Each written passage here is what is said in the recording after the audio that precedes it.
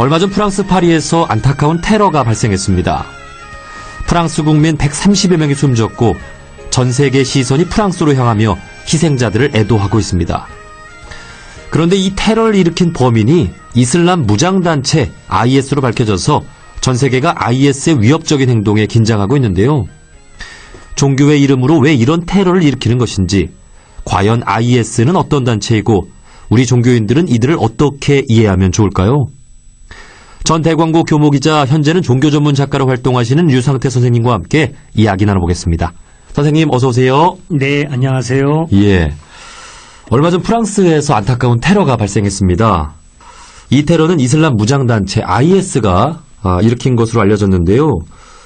먼저 이 IS는 어떤 의미이고 정확한 정체는 어떤 건가요? 예, IS라는 말은 이슬라믹 스테이트, 그러니까 이슬람 국가라는 말에 첫자를 따서 IS라고 하는 거지요. 예. 이슬람의 수니파 무장 조직인데요.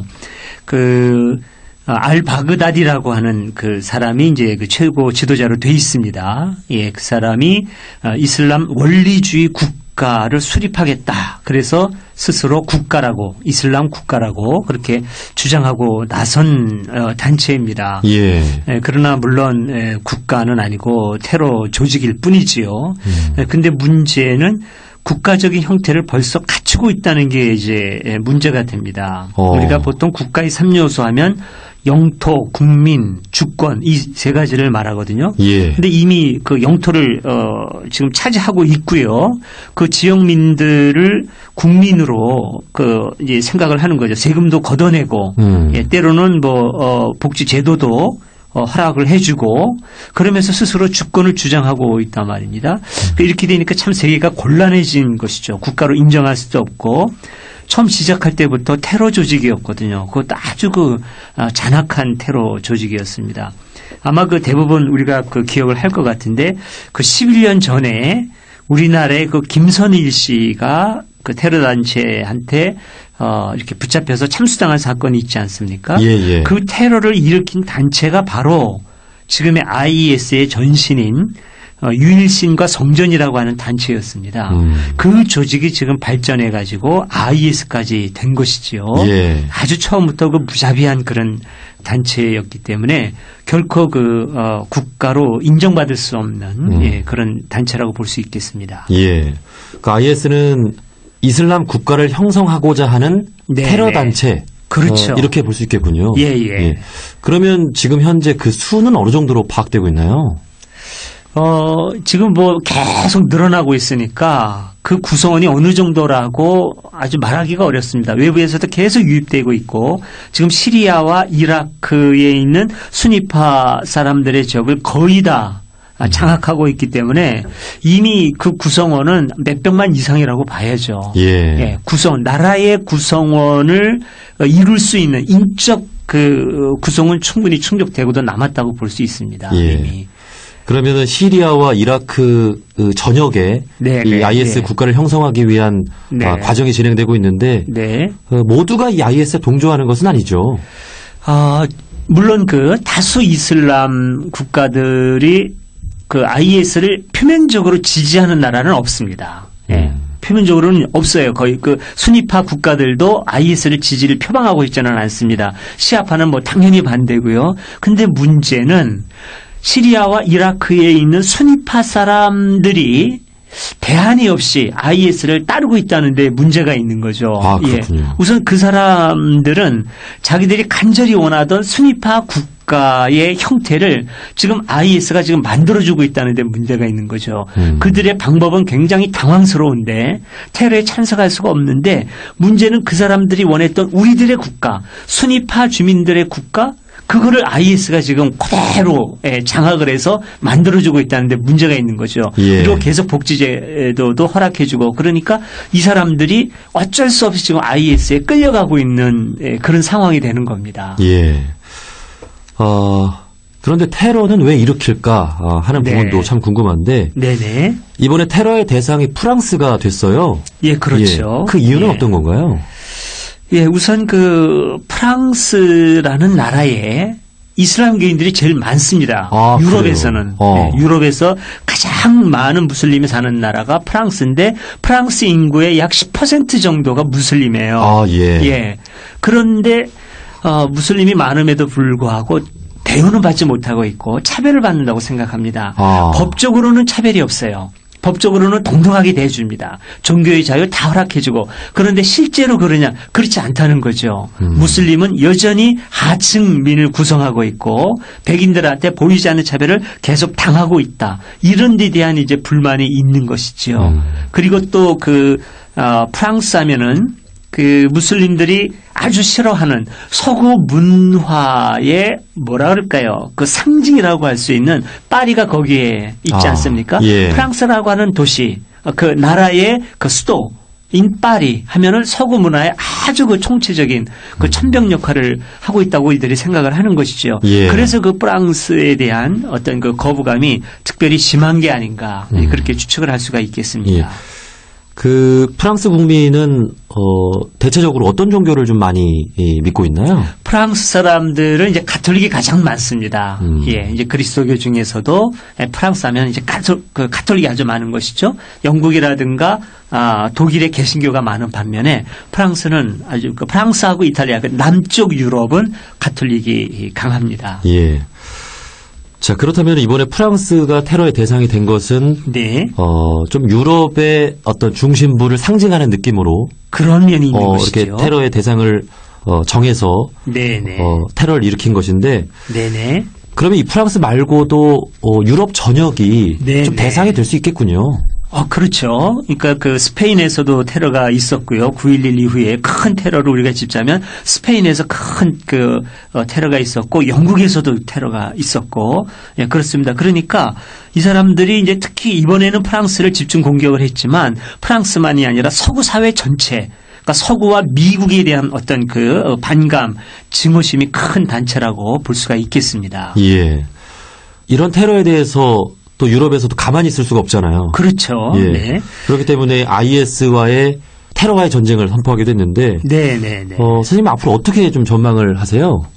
이게 참 풀기 어려운 숙제인데 아주 역사적으로 굉장히 오래된 그런 문제가 있습니다. 이거를 이제 짚어보자면은 오늘날의 현실만 봐서는 안 되고 좀 역사적으로 거슬러 볼 필요가 있습니다. 우선 왜 이렇게 이슬람 세계가 평화를 분명히 이슬람이라는 종교는 평화를 지향하는 종교인데 왜 일부지만 어떤 극단적인 세력이 이렇게 서방 세계에 대해서 또 미국에 대해서 악마의 세력으로 생각을 하고 끊임없이 테러를 하는가 하는 그 부분에 대해서 우리가 생각해 볼 필요가 있습니다. 이건 단순히 한 극단주의자들의 어떤 극악무도한 행동이라고 보기보다는 오래전부터 형성된 어떤 뿌리 깊은 원인이 있다. 그걸 좀 들여다볼 필요가 있습니다.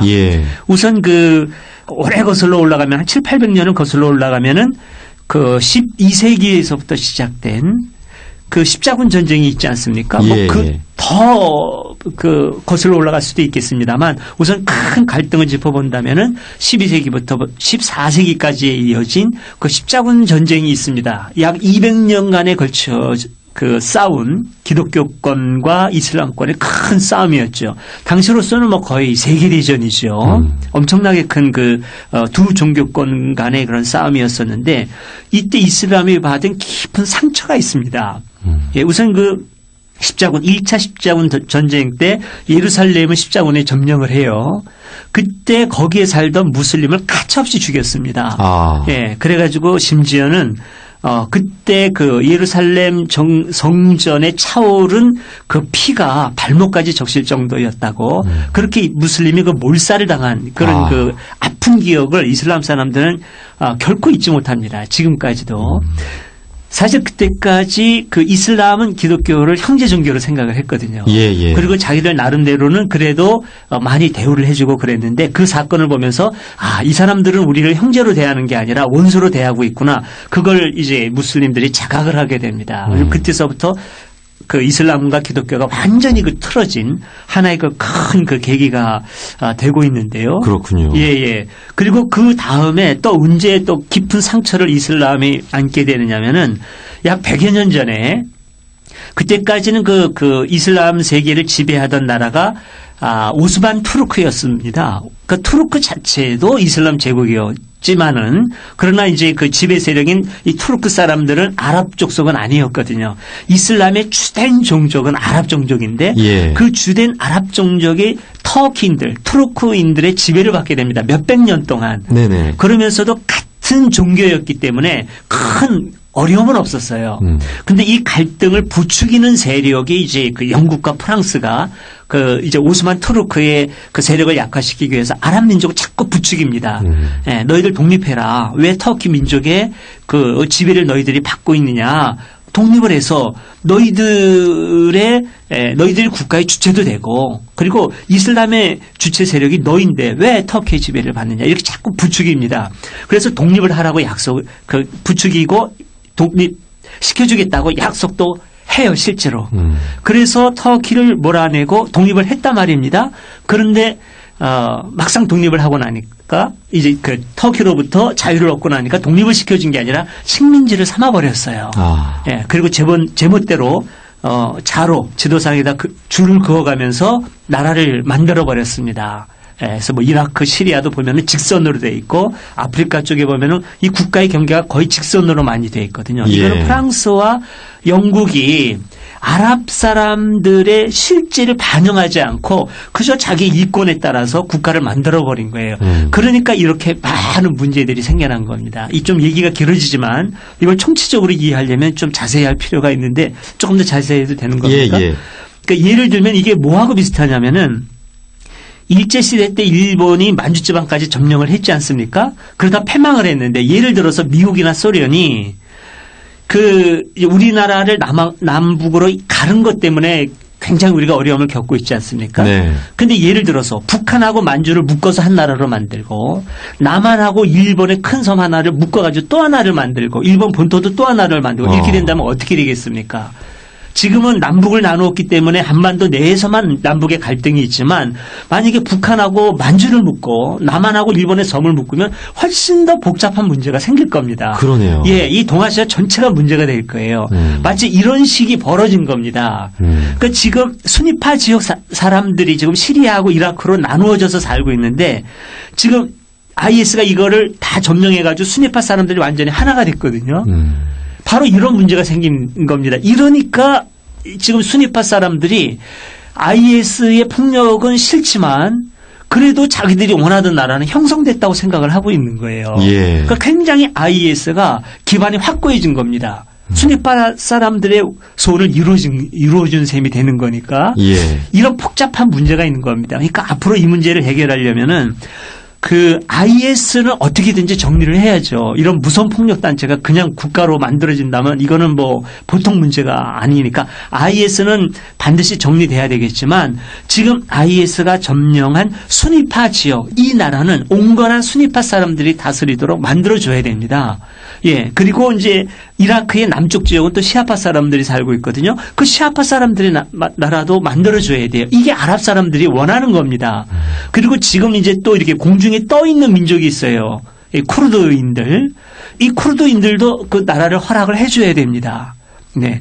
자, 이렇게 아랍 사람들이 원하는 자기들의 문화 공동체를 제대로 인정해주는 국가 형태를 보장해줘야 아마 비로소 이런 문제가 해결이 될 겁니다. 예. 그러니까 지금 이 갈등의 깊은 원인은 서구 제국에 있는 게 맞아요. 서구 제국이 아랍 사람들과의 약속도 깨뜨렸고 아랍 사람들이 원하지 않는 형태로 자기 마음대로 국경선을 그은 그 제멋대로 한 그 정책이 오늘날 이런 문제를 만들었다. 이렇게도 볼 수가 있는 것이지요. 예. 그런데 이미 시간이 많이 지난 일이고 네. 또 서구 유럽에서 그러니까 프랑스와 영국에서 그런 네. 부분들에 대해서 지금 어떻게 할 수 있는 방법이 없는 거잖아요. 그러니까 이제 방법이 없다고 생각을 했었는데 IS가 지금 이렇게 해서 시리아와 이라크의 국경선이 이미 무너졌거든요. 무너졌습니다. 그리고 IS의 세력권이 형성되고 그러니까 오히려 유럽의 중동 문제 전문가들이 역제안을 한 게 바로 제가 말씀드린 그런 방안입니다. 지금 제가 얘기한 게 저의 얘기가 아니라 이미 그 서구의 아랍 문제 전문가들이 내놓고 있는 얘기예요. 그러니까 처음부터 이거는 잘못된 것이었다. 예. 그러니까 제대로 고치려면 지금 그 IS가 만들어 놓은 그 IS를 인정하자는 게 아니라 IS를 몰아낸 다음에는 그 수니파 사람들의 나라를 만들어주자. 그러니까 수니파 사람들이 우리나라가 남한 북한으로 갈라졌듯이 시리아와 이라크로 나눠진 거예요. 이거는 그 사람들이 원한 게 아니라 영국과 프랑스가 만든 것이죠. 말하자면 외세에 의해서 남한과 북한이 그 분리가 됐는데 말하자면 어떤 사람들이 어떤 그 폭력 단체가 예를 들자면 남북한을 합한 영토를 점령하고 있는 거로 예를 들 수가 있는 거죠. 네. 그러니까 그 폭력 집단은 몰아내야 되지만 원래의 이 한반도 원주민들이 원한 남과 북을 통일한 이 나라는 만들어주는 게 좋다는 것이죠. 예. 말하자면 그런 식으로 비유할 수 있는 겁니다. 예. 그러니까 시리아와 이라크로 찢어져 있는 그 수니파 이슬람 사람들의 공동체를 인정해 주자는 거죠. 예. 그리고 남쪽에 이라크 남쪽에 있는 시아파 사람들도 한 나라가 되기를 원해요. 그러니까 이 사람들도 인정해 주자는 것이고 또 그 시리아 그쪽에는 또 시아파 무슬림들이 있거든요. 그 시아파 무슬림들의 나라도 만들어주고 그렇게 하면은 이제 문제가 제대로 해결될 수가 있다고 하는 겁니다. 예. 쉽지 않은 문제입니다만은 제가 보기에도 현재의 대안은 그거밖에 없지 않나 그런 생각이 듭니다. 예. 그렇다면 이 IS 지역을 점령하고 있는 네. 이 테러 단체는 몰아내야 된다고 말씀을 하셨는데 그렇죠. 불가피한 전쟁이 좀 일어날 수밖에 없는 부분이네요. 지금 이미 전쟁은 지금 하고 있죠. 이거 어쩔 수 없는 겁니다. 지금 이제 IS 이 아주 극악무도한 테러 단체인데 그냥 둘 수는 없어요. IS는 몰아내야 됩니다. 다만 IS가 지금 어떻게 이 시리아와 이라크의 접경 지역을 넓은 나라를 쉽게 점령했느냐면은 그 지역이 하나의 공동체이기 때문에 그렇다는 거죠. 수니파 사람들이 살고 있는 그 땅을 그대로 점령한 거예요. 그리고 이 사람들한테 당신들의 나라가 바로 IS고 당신들을 행복하게 살게 해주겠다라고 주장을 하기 때문에 그 수니파 사람들이 어쩔 수 없이 동조한 거고 그래서 쉽게 점령을 했다는 거죠. 아마 여기에서 다른 지역으로 치고 들어가기는 어려울 겁니다. 이라크 남부는 치고 들어가기 어려워요. 시아파 사람들이 살고 있으니까. 또 시리아 지역도 이제는 더 이상 시리아 북부 지역으로 못 쳐들어갑니다. 완전히 다른 지역에 문화적으로. 예, 그러니까 이미 IS가 점령한 지역, 빠르게 점령했지만 거기까지입니다. 그리고 거기는 하나의 공동체였기 때문에 점령할 수가 있었어요. 그런데 그 수니파 사람들의 지역을 IS가 다스리게 해서는 안 된다라고 하는 것은 지금 이제 서구 제국뿐만 아니라 모든 이슬람 사람들도 공통적으로 생각을 해요. 그러니까 IS만 몰아내면 그 지역에 있는 나라 사람들을 자치권을 부여해주면 된다는 거죠. 원래 수니파 사람들에게. 예. 이게 지금 서구의 중동 문제 전문가들이 생각하고 있는 해법입니다. 예. 그러면 이 IS 테러 단체들을 몰아내는 데 있어서 네.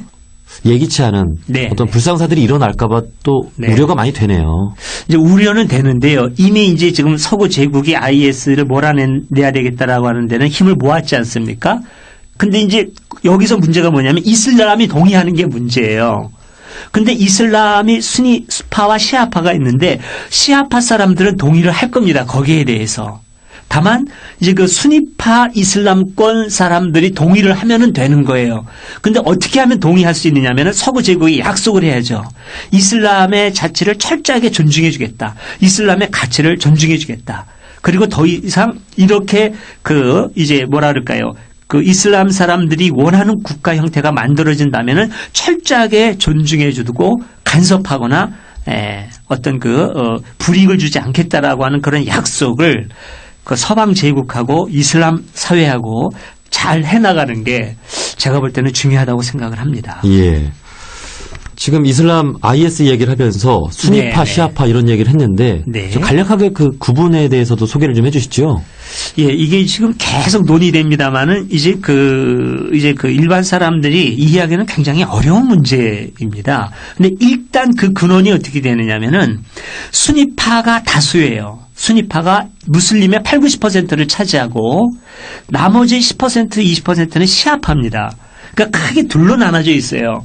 그리스도교가 이제 가톨릭과 개신교 이렇게 있는 것처럼 그렇게 크게 둘로 나눠져 있는데 수니파는 말하자면은 뭐라 그럴까요? 그러니까 이슬람의 역사를 그대로 인정하는 그룹입니다. 무함마드가 돌아가신 다음에 그 칼리프, 4명의 칼리프가 이제 등장을 했거든요. 아부바크르, 우마르, 우스만, 알리. 이렇게 4명의 이제 칼리프, 이 4명을 정통 칼리프라고 하고. 이 칼리프는 네. 무함마드의 계승자죠? 그렇죠. 무함마드의 후계자입니다. 예. 그리고 이제 4명의 칼리프 다음에는 또 이제 이게 그 또 분열이 돼서 여기저기 이제 칼리프들이 또 등장하고 그래요. 그래서 그 사람들은 제대로 인정을 못 받고 4명의 정통 칼리프를 인정을 하는 게 말하자면 수니파입니다. 그런데 시아파는 어떤 사람이냐면은 그 4명의 칼리프 중에 앞에 3사람은 아니고 4번째인 알리만이 진정한 무함마드의 후계자다라고 보는 사람들이에요. 네. 이게 왜 이런 문제가 생기느냐면은 무함마드 예언자께서 돌아가실 때 후계자 지명을 정확히 하지 않았다고 알려져 있어요. 무슬림 다수의 세계에서. 네. 그게 이제 수니파인 거죠. 그래서 이제 무함마드의 뜻에 의해서가 아니라 무함마드께서 돌아가신 다음에 그 공동체에서 선출한 사람이 아부바크르인데 그 사람이 초대 칼리프거든요. 예. 근데 왜 그렇게 했느냐? 후계자 지명을 안 했다는 거죠. 자, 근데 그 말을 듣지 않고 아니다. 후계자 지명을 분명히 했다. 그건 4대 칼리프인 알리였다. 근데 다만 그 알리의 그 계승권을 아부바크르가 찬탈한 거다. 그래서 1대, 2대, 3대는 전부 다 찬탈자다라고 주장하는 사람들이 이제 시아파를 형성한 겁니다. 그런 역사적인 갈등이 있어요. 예. 그리고 이제 이게 그 아랍 쪽의 다수는 수니파로 들어가 있습니다. 예. 그리고 시아파는 아랍 쪽이 아닌 페르시아족인 이란이 시아파의 종주국으로 돼 있어요. 그러니까 민족 문제도 거기에 이제 또 곁들여지게 된 것이죠. 그래서 참 풀기 어려운, 예. 화해시키기도 어려운 그런 복잡한 문제가 되었는데 네네. 이런 현실을 인정해야 된다는 거죠. 그러니까 시아파와 수니파가 화합하기 어려운데 이걸 억지로 묶어가지고 시리아와 이라크에 있는 수니파 공동체 사람들을 잘라가지고 한쪽은 시리아로 보내고 한쪽은 이라크로 만들고 또 이라크 남쪽에 있는 시아파 사람들하고 이라크 내의 수니파 사람들을 묶어서 지금 이라크라고 하는 나라가 만들어져 있거든요. 이렇게 된 상황에서는 이라크 내의 수니파와 시아파 갈등이 계속될 수밖에 없다는 것이죠. 그리고 이라크 북부에 있는 수니파 사람들하고 시리아 남쪽에 있는 수니파 사람들은 원래 하나였는데 이걸 나눠놨기 때문에 이 사람들은 계속해서 합치려고 하는 그런 마음들을 갖고 있을 수밖에 없다는 거죠. 그러니까 지금의 국경선 가지고는 이래저래 계속 갈등이 일어날 수밖에 없다는 거죠. 네. 그러니까 지금 이렇게 혼란이 엉망진창이 된 이 상황에서는 이거를 궁극적으로 해석을 하려면은 원래 그 사람들, 원주민들끼리 묶어주자. 수니파 사람들은 수니파 사람들대로, 시아파 사람들은 시아파 사람들대로 살게 해주어야 된다. 그래야 중동의 갈등이 해결될 수 있다고 보는 겁니다. 예, 예. 이제 천주교에서는 이 교황의 영향력이 굉장히 크잖아요. 네, 네. 예. 그렇다면은 이 이슬람교에서는 칼리프의 영향력도 굉장히 크다고 볼 수 있는 거죠. 그렇습니다. 예. 자, 근데요, 이제 또 뭐가 문제냐면은 교황의 영향력이 절대적으로 큰데 그거는 가톨릭 내에서 있죠. 그리스 속의 전체가 아니에요. 개신교는 이제 교황님을 존경하는 사람들도 많지만 교황력의 영향력이 절대적으로 미치지는 않아요. 예, 예. 이런 문제가 있지 않습니까? 마찬가지로 이 칼리프라고 하는 것도 수니파 내에서만 통용되는 겁니다. 시아파 사람들은 칼리프를 인정을 안 해요. 예, 그러니까 네. 시아파만의 칼리프, 수니파만의 칼리프가 있는 거죠. 그렇죠. 근데 이제 그 칼리프라는 것도 이제 시아파는 칼리프라는 말 자체도 쓰지 않아요. 아, 왜 그런가요? 예. 그러니까 그러니까 최고 종교 지도자를 지칭하는 용어로 이미 이맘이라는 용어가 있거든요. 시아에는. 그리고 이제 그 초대 이맘인 알리를 거기서는 칼리프라고 하지만 시아파 사람들은 이맘이라는 말을 쓴다는 거죠. 그러니까 칼리프라는 말이 통용이 안 되는 것이고 수니파 안에서도 칼리프라고 하는 것은 이미 옛날의 종교 지도자를 호칭하는 것으로 이미 오늘날까지 영향력을 발휘하고 있지는 않아요. 이미 사라진 용어였어요. 그런데 칼리프에 대한 존경심이라든가 이건 남아있죠.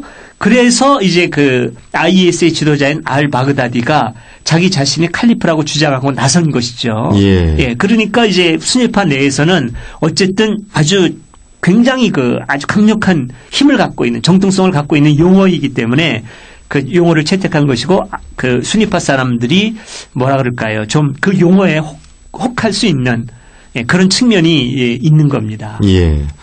그러면은 지금 현재 IS의 수장인 알 바그다디가 스스로를 칼리프라고 칭한다고 했는데 그렇죠. 네, 그렇다면 이 알 바그다디를 좀 이렇게 잡거나 아니면 이 알 바그다디의 마음이 바뀌는 것이 또 굉장히 중요한 문제라고도 볼 수 있겠네요. 이제 알 바그다디의 마음이 바뀐다고 해서 인정을 받거나 용서받기가 어려울 겁니다. 이미 너무나 많은 그 못된 일을 저질렀기 때문에 이 사람은 어떻게든지 물러나야 될 사람이지 이 사람이 계속해서 지도자로 남아 있는다는 거는 굉장히 어려운 그럼 정의가 무너집니다. 이 우리 사회에서 이거 아마 무슬림들도 이건 받아들이지 않을 거예요. 알 바그다디는 무슬림 자체도 받아들이기 어려운 사람이고 다만 그 지역을 인정해주는 알 바그다디가 아닌 어떤 평화적인 정권 교체가 일어나야 되겠죠. 그래서 정말 존경받을 수 있는 사람이 알 바그다디가 점령한 그 세계의 지도자가 된다면 그건 아마 받아들일 수 있으리라고 생각이 됩니다. 예. 그래서 그런 식으로 정리가 돼야 된다고 보는 것이죠. 네.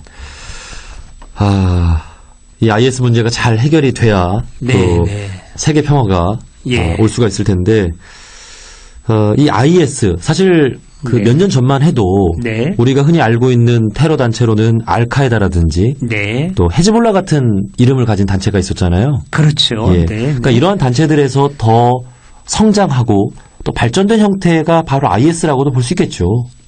예. 그러니까 IS는 이제 그 역사가 지금 방금 언급하신 뭐 알카에다라든가 헤즈볼라라든가 뭐 하마스라든가 이런 단체보다는 역사가 짧은 단체예요. 1999년에 발생한 조직이거든요. 예. 근데 강력한 힘을 갖게 된 계기가 이라크 지부, 알카에다의 이라크 지부로 활동을 했어요.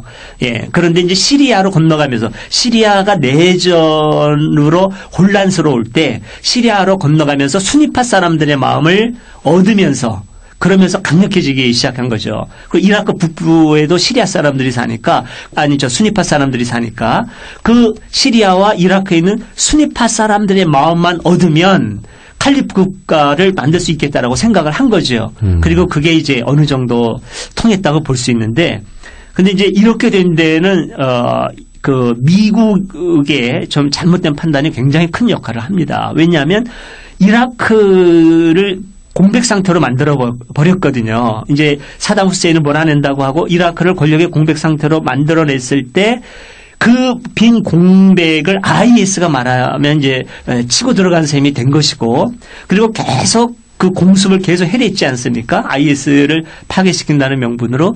근데 이 공습이 문제가 되는 게 공습은 민간인을 정확히 가려내기가 어려워요. 그러니까 많은 민간인 희생자가 발생을 했고 IS가 굉장히 교묘한 정책을 썼습니다. 그 민간인 희생자가 발생할 때마다 엄마 아빠를 잃어버린 고아들을 전부 다 데려다가 먹여주고 재워주고 입혀주고 다 했어요.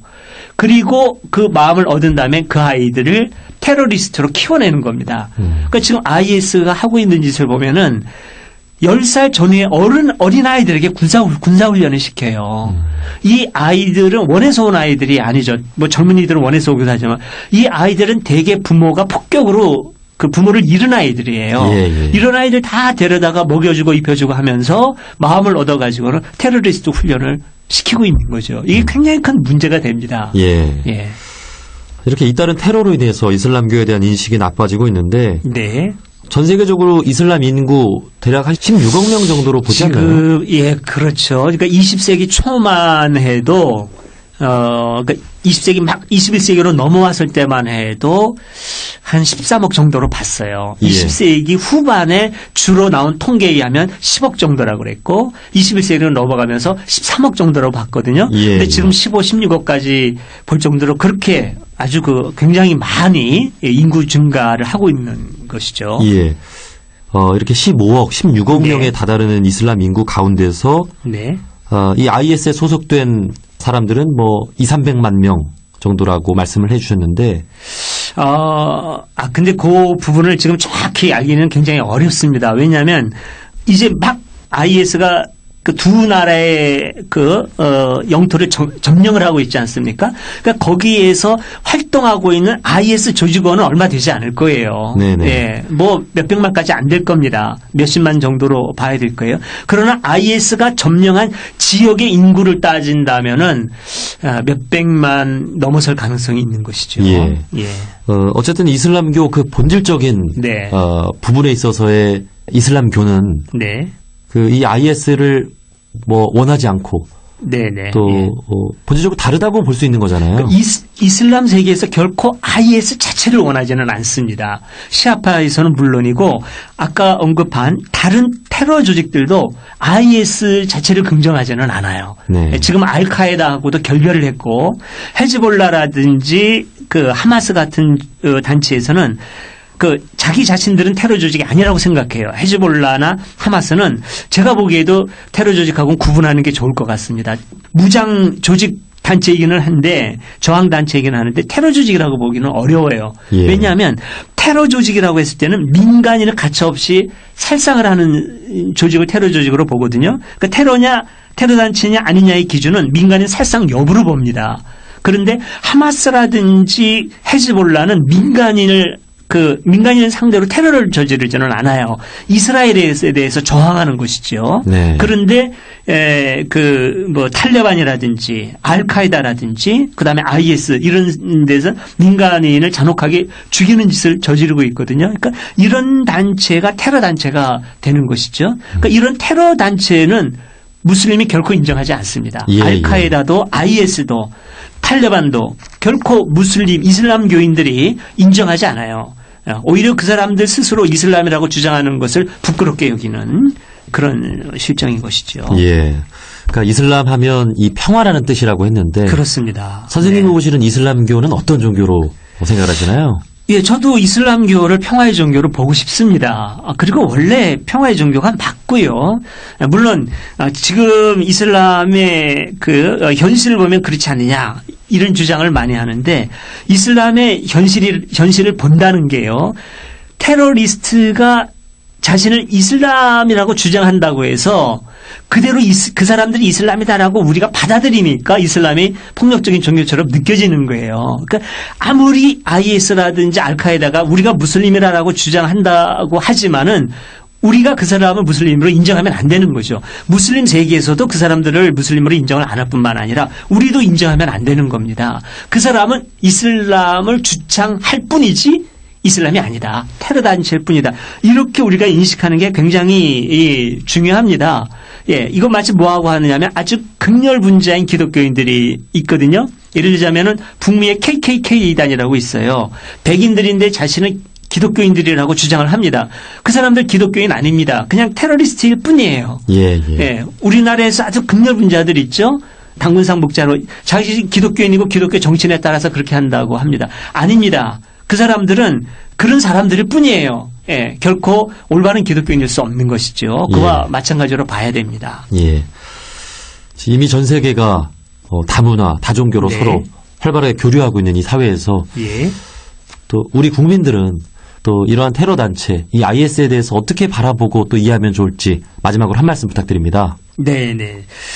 그러니까 우리가 지금 이제 IS 때문에 뭐 전 세계가 고통을 받고 있고 고민하고 있지요. 자, 그러나 이 맹목적인 이슬람화 포비아, 이슬람 혐오증이라 그러거든요. 맹목적인 이슬람 혐오증에선 반드시 벗어나야 되겠다는 겁니다. 지금 벌써 유럽의 이제 극우 세력들 중에 그런 사람들이 나오거든요. 이슬람에 대한 테러를 가해요, 또. 예, 그냥 착한 무슬림한테 공격을 하거나 이런 현상이 지금 나타나고 있는데 이런 게 위험한 겁니다. 이렇게 되면 이제 악순환이 되는 거예요. 정확하게 구분을 해야 됩니다. 어떤 종교를 갖고 있든지 간에 폭력을 지향하는 단체는 그건 폭력 조직일 뿐이다. 예, 이걸 우리들이 명확하게 알아야 됩니다. 예. 그리고 부족함이 있지만 이슬람 세계 내에서도 그런 폭력적인 단체를 정리하지 못하는 아쉬움이 있지만 그건 기독교권도 마찬가지고 기독교권 안에서도 그런 문제가 있어요. 미국이 이렇게 아주 가리지 않고 그냥 아주 맹폭을 가한다든가 이거는 반드시 돌아봐야 됩니다. 지금 미국도 이것도 문제예요. 자, 그러니까 서로 상호 간에 서로를 이해하고 존중해 주려는 노력이 꼭 필요하다는 겁니다. 서구 제국은 문제 없는 거 아니거든요. 그러니까 이렇게 해서 정확하게 문제를 파악하고 뿐만 아니라 서로를 인정하고 존중해 주는 거, 예, 그게 굉장히 필요하다고 말씀드릴 수 있겠습니다. 예. 뭐 이슬람뿐 아니라 어떤 종교든 이 종교의 본질을 오해한 그런 예. 일부 종교인들은 어느 종교나 있을 것 같습니다. 예, 그렇습니다. 종교를 통해서 우리가 지혜를 네. 기르고 또 네. 복을 쌓는 본질을 잊어서는 안 될 것 같습니다. 아, 그렇습니다. 예. 네. 자, 지금까지 전 대광고 교목이자 현재는 종교 전문 작가로 활동하시는 류상태 선생님과 함께 이야기 나눠봤습니다. 선생님 오늘 좋은 말씀 고맙습니다. 네, 감사합니다.